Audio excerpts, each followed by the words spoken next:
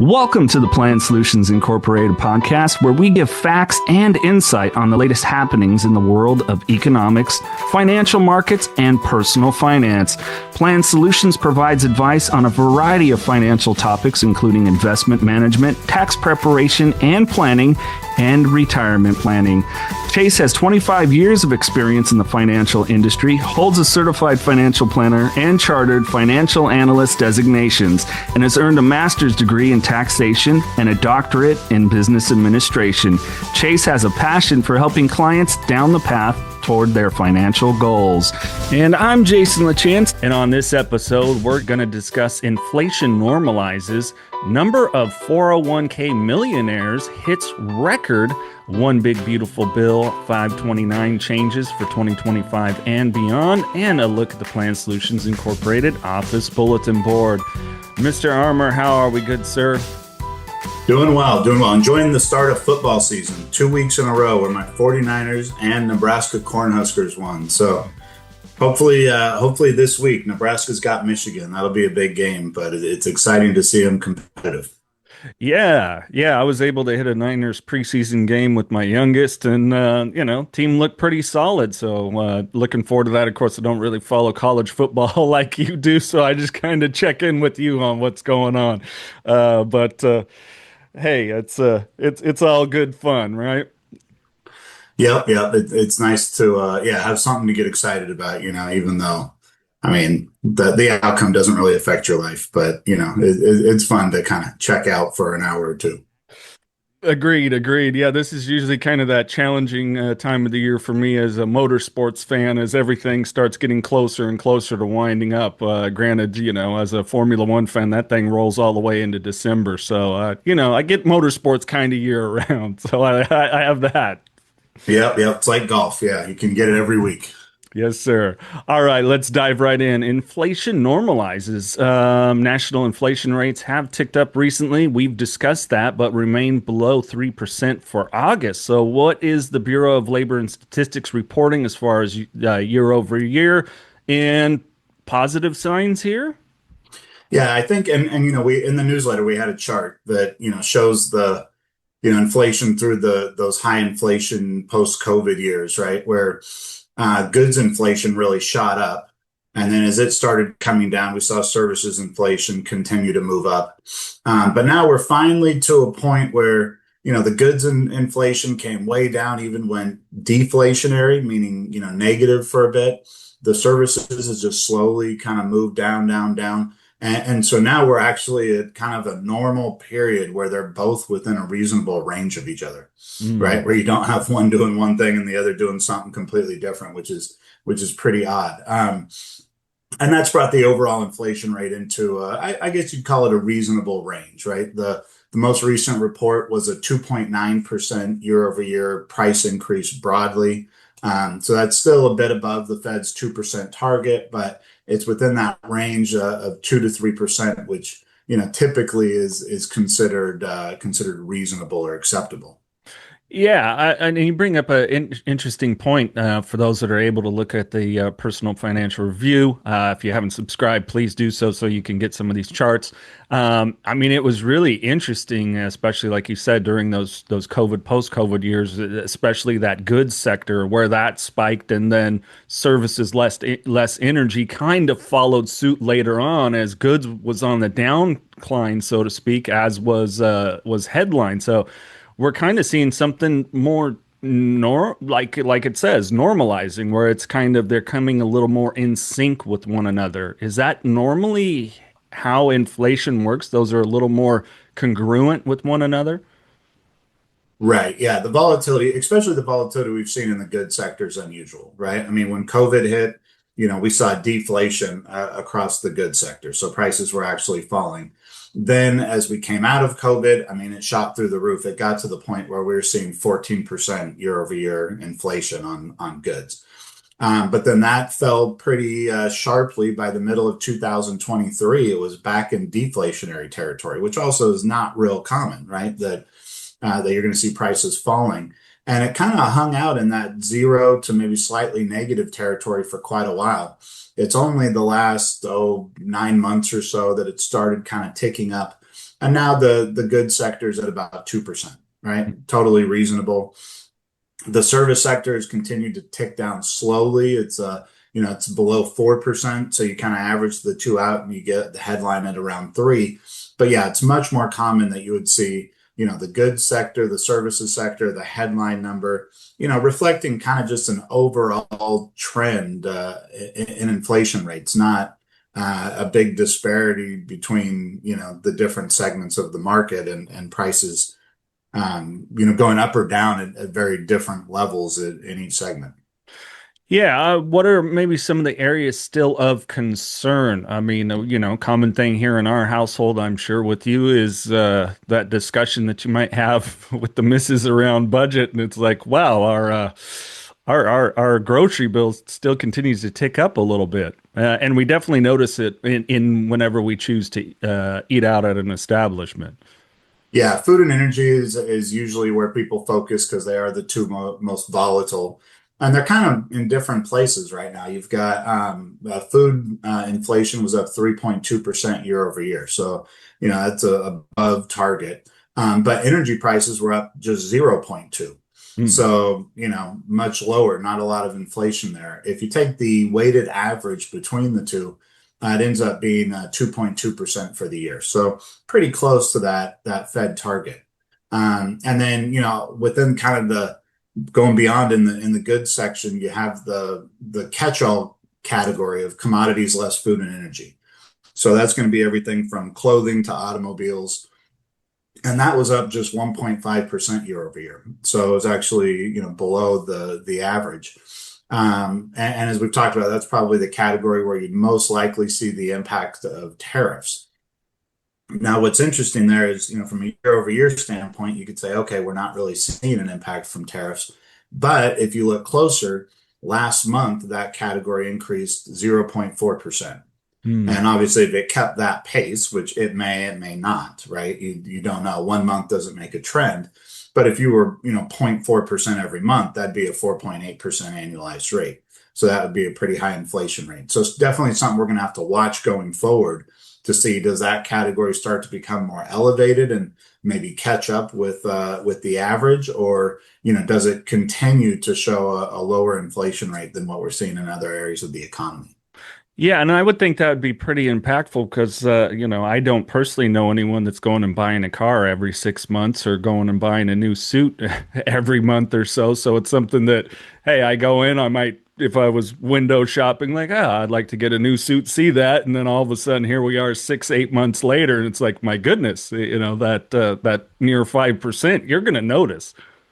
Yeah, and that's usually what happens, right? It's either those day-to-day goods where you notice it, changing, from week to week, month to month, or it's those things that you purchase very rarely, right? And you kind of have this in economics we call it anchoring, right? You kind of have this price expectation that you're anchored to, and so a difference from that price will really stand out because you're thinking, that new suit should cost X, maybe a little more than the last one that I bought years ago. Oh my gosh, it's quite a bit more, and that's when it can really stand out. Yeah. Well, what's happening as far as service prices, shelter and so on? Yeah, so service prices, I mean, they've remained pretty stubborn. They continue to trend down just very, very slowly. And that kind of makes sense, right? Because the biggest cost of services is typically wages, and no one's in a hurry to take a pay cut. So, and if they're seeing prices go up, if anything, they're likely to want a pay increase in line with inflation. So it often is more stubborn. But the big area is shelter, which is 35% of average household spending. So it has a really large weight in the index. And its inflation rate was 3.6% as of the last report. Just like commodities, less food and energy increased 0.4% last month, right? So that's a big category to watch very closely because it has such a big weight. And really, we need those prices to come closer to 2% if we're going to get inflation down closer to that 2% Fed target. Yeah. Well, and what is some of those results that as far as the Fed wanting to get it at that 2%, some of those challenges around it? Where are some weak points? Yeah, I mean, I guess really it's looking at the Fed target of 2%, but with the recent, perceived weakness in the labor market, although that's been real uncertain as well. Right. We saw the Fed cut interest rates just recently, right? So I think what they're looking at is saying, okay, inflation's in that 2 to 3% range. There's definitely some things to watch that could affect, the future policy trajectory. But I think they're looking at it, it probably makes sense to err on the side of supporting the job market, and cutting rates and helping to stimulate economic growth, and then just continue to monitor inflation going forward to see if they need to pause or make some adjustments if inflation starts to be elevated above their comfort zone. So, with that said, based upon histrionics, does that leave room for potential to see another tick down maybe in interest rates coming? I know I'm asking you to be speculative here, but Well, at least in terms of short-term interest rates, that seems to be the trajectory, with the Fed lowering and even signaling that there may be some additional cuts coming this year in future meetings. It's pretty rare that you get just a one-off cut from the Fed, right? Usually when they start cutting, it'll be, over several months, kind of slowly to have a bigger policy impact. So we'll see that on very short-term rates and things like, savings account money market yields and things like that coming down. Longer term rates are more dependent on the market, mm, and they could come down at the same level with short-term rates if, all things being equal. But obviously, longer term investors are going to be more aware of inflation, because several years of compounding inflation, can add up in terms of reducing their real after inflation rate of return. So if investors that are going out longer term are concerned about inflation, they'll demand a higher interest rate, which means those rates may remain more elevated than you would be expected under other circumstances. sure. All right. Anything else you want to add before we jump to a number of 401k millionaires hits record? Well, just that we'll continue to track these numbers. Obviously, it would be nice to kind of put inflation to bed. It's been years where it's been one of the top topics that we've covered, but it's just been so central to a lot of different policies, and those policies impact on markets and household finances. So, we'll continue to track it and bring up any areas that are interesting that could have a more broad impact. Yes, sir. All right. Number of 401k millionaires hits a record high here.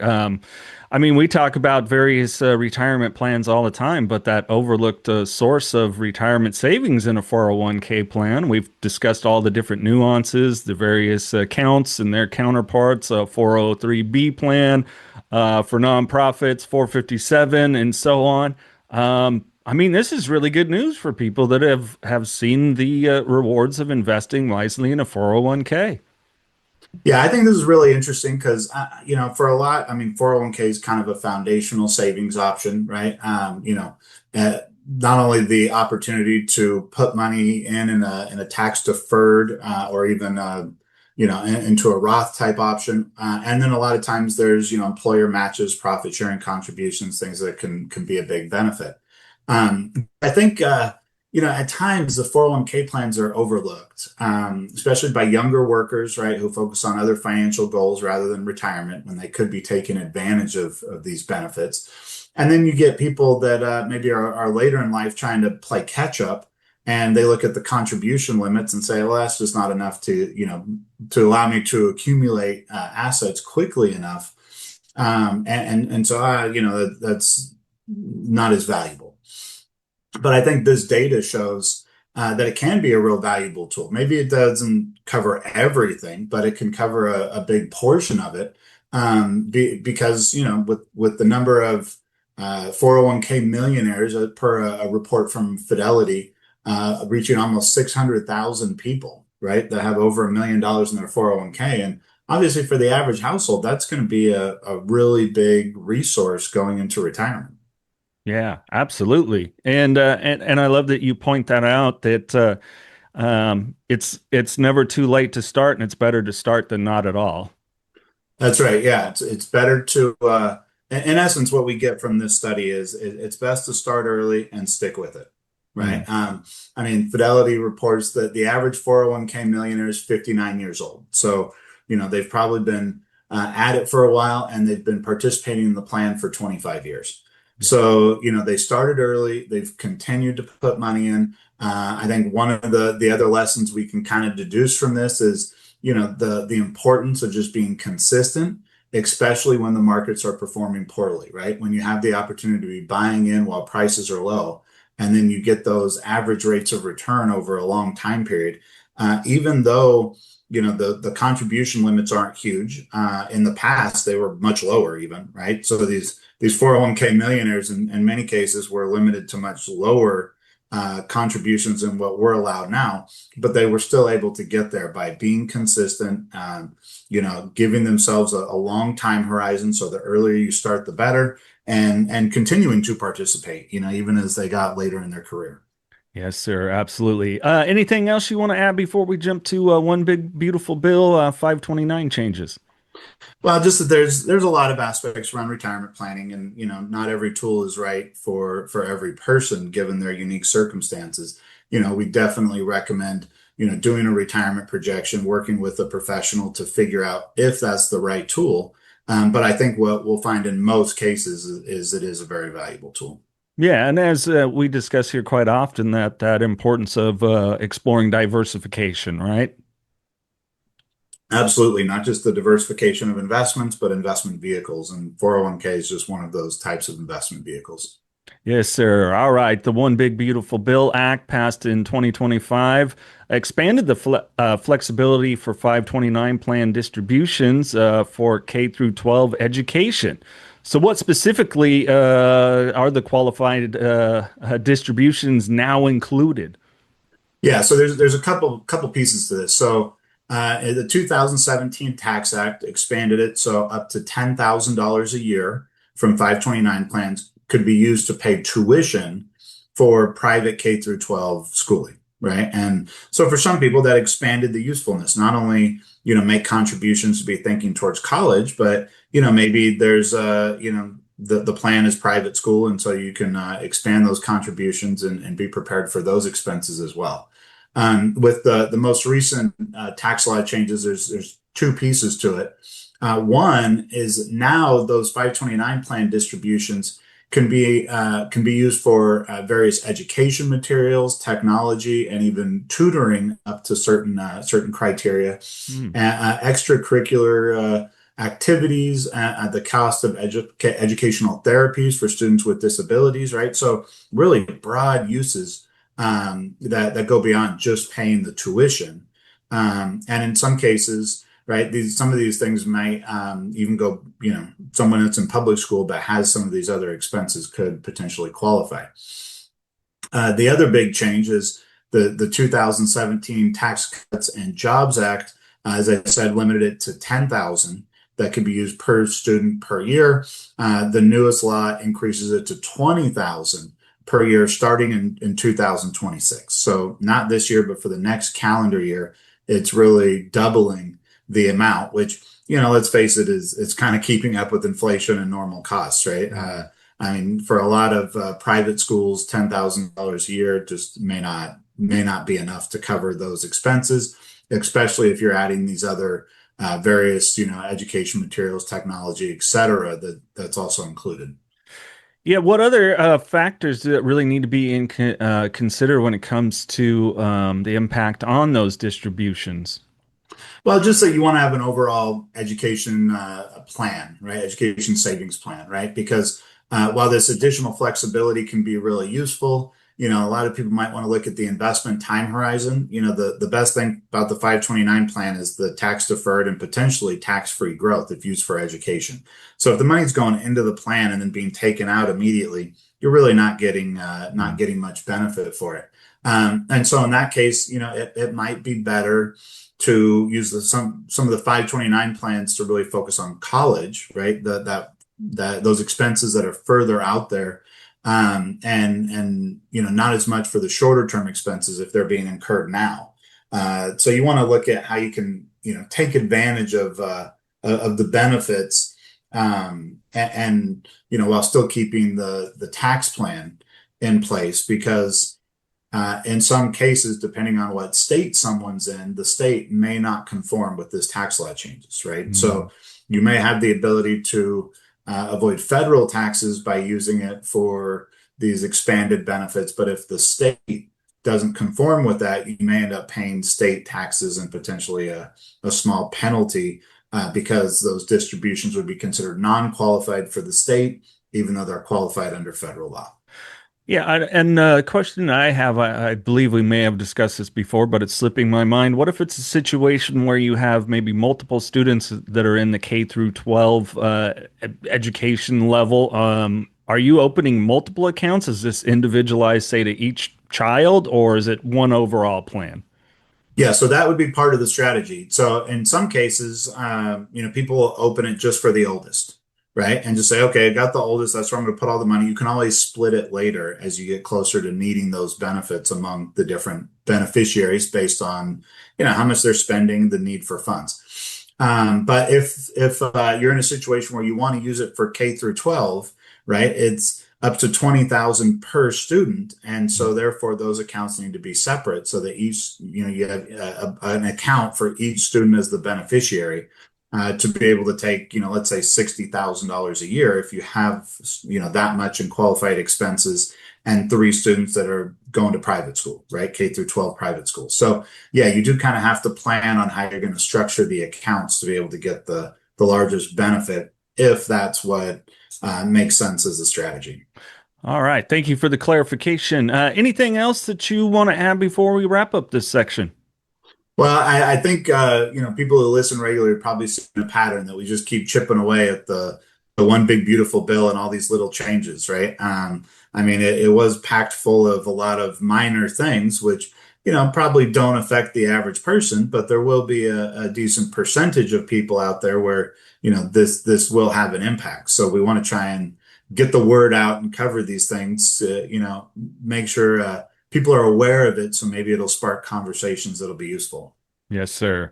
All right, let's jump on over to the Plan Solutions Incorporated office bulletin board. Excited. We got the golf tournament just around the corner, the Harlan D. Wood and Debbie Dravanga Memorial Cancer Charity Golf Tournament coming up on October 10th. I'm excited to play this year and jump in there, but this isn't the only golf being played around the office. Right, right. Yeah. So, I mean, it's right around the corner. We're working hard to get everything nailed down, right?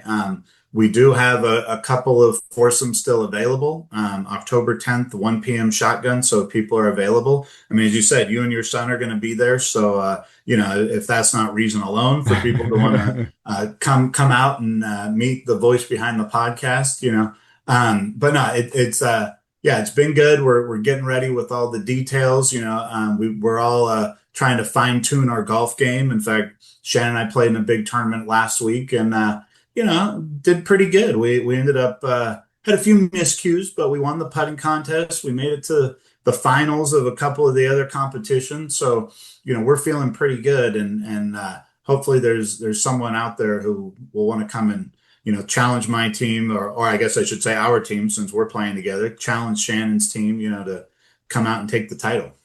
Yeah, it's going to be a fun day of fellowship and just good times. I was sharing with you before we hit that record button. Recently, got out with my friend who's a scratch golfer there at the driving range, and the next day I was reminded there's a difference between being in shape and being in golf shape because That's I'm right. That's right. still feeling it. So I got to get out there. I can't let us down. I got to at least have that energy to pull through those 18 rounds. Yeah, yeah. It's a unique sport from that standpoint. But a scramble, right? I mean, you don't even have to hit every time if you don't want to. So it's a great format for that. Yeah, really looking forward to it. And looking forward to meeting all the fine folks that are going to be out there, and of course seeing all the team at Plan Solutions. And if you have yet to sign up for the golf tournament, simple, just give the office a call, 916-361-0100. Please come on out, join it. It's going to be a wonderful day. Mr. Armour, anything else that you want to add? Just go Big Red, beat Michigan. Come on, this is our season. Yes, sir. All right. Well, thank you for listening to Plan Solutions Incorporated podcast. If you have yet to hit that subscribe button and it's your first time, please hit the follow there on Apple Podcasts, Spotify, or if you want to follow along to a visual form of the podcast, visit our YouTube channel, youtube.com/@plansolutions. And to subscribe to the personal financial review, the written content that Chase and I discuss here on the podcast, email Katie and get subscribed today. That's KATIE @plansolutions.com.